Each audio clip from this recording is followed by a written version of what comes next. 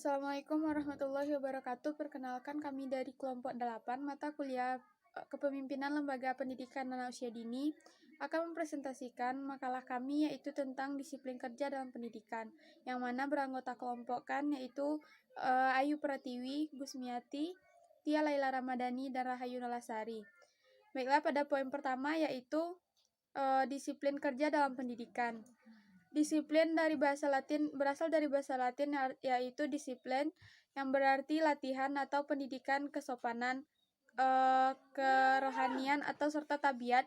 Arah dan tujuan dari kedisiplinan itu merupakan keharmonisan dan kewajiban dalam kelompok organisasi atau lembaga pendidikan didasarkan kepada ukuran yang telah disepakati bersama oleh individu ataupun kelompok secara bersama. Dalam sebuah lembaga menerangkan bahwa disiplin mengandung arti bahwa harus atau ada kewajiban untuk menaati sesuatu dengan hal yang telah disepakati bersama dan dihormati aturan yang telah dibuat.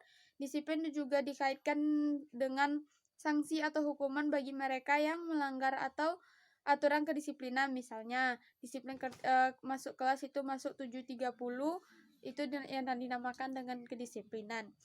Disiplin dalam manajemen sumber daya manusia dinyatakan sebagai kualitas usaha yang dilakukan sesuai standar operasional prosedur atau SOP oleh seseorang untuk memperoleh barang dan jasa. Pemerintah sebagai organisasi memiliki upaya-upaya dapat meningkatkan disiplin pegawai untuk mencapai tujuan organisasi. Pegawai yang mempunyai disiplin yang tinggi akan memudahkan suatu lembaga dalam mencapai tujuan-tujuannya secara optimal dan terarah. Menurut Siagian, dalam menerangkan bahwa dalam penilaian kedisiplinan kerja pendidikan meliputi yang pertama itu disiplin terhadap kedatangan. Artinya seorang pendidik harus disiplin tentang waktu, baik itu waktu datang, tidak boleh terlambat. Jika kita terlambat akan dikenakan sanksi oleh lembaga pendidikan tersebut. Dan dalam disiplin terhadap kedatangan ini akan menunjukkan disiplin kita terhadap anak-anak didik yang akan kita ajarkan nantinya. Yang kedua itu disiplin terhadap waktu pulang. Artinya seorang pendidik harus disiplin terhadap waktu pulang. Tidak boleh pulang sebelum jam mengajar berakhir, dan tidak boleh juga mengambil waktu setelah jadwal pembelajaran itu mengundur waktu pulang anak-anak. Yang ketiga yaitu disiplin dalam mengerjakan pekerjaan.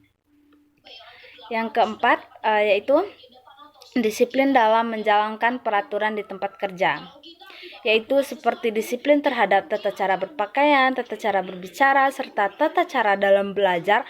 Maka seorang guru, seorang pendidik harus bisa menerapkan disiplin dalam menjalankan peraturan di tempat mereka bekerja atau di lembaga tersebut. Yang kelima yaitu disiplin terhadap perintah atasan, yaitu pendidik mematuhi perintah atasan seperti kepala sekolah yang aturannya tidak menyimpang dari norma-norma yang berlaku di sekolah atau lembaga tersebut.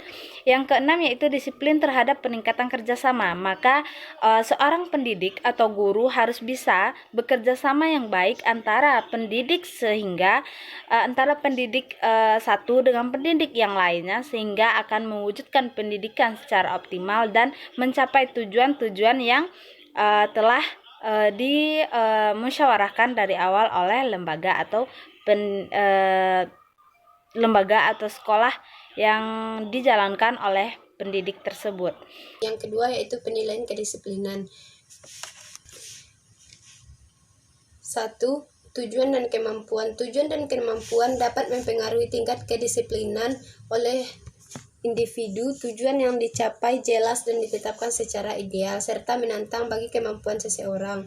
Kedisiplinan yang diberikan harus tertanam oleh pendidik sehingga tidak menyulitkan serta menyusahkan. Yang kedua, teladan dan pemimpin. Teladan pemimpin juga akan berpengaruh terhadap kedisiplinan, di mana seorang pemimpin juga harus menegaskan disiplin agar bisa menjadi panutan dan contoh bagi pendidik dan lainnya. Karena seorang pemimpin harus sadar bahwa dirinya sedang dicontoh dan diperhatikan.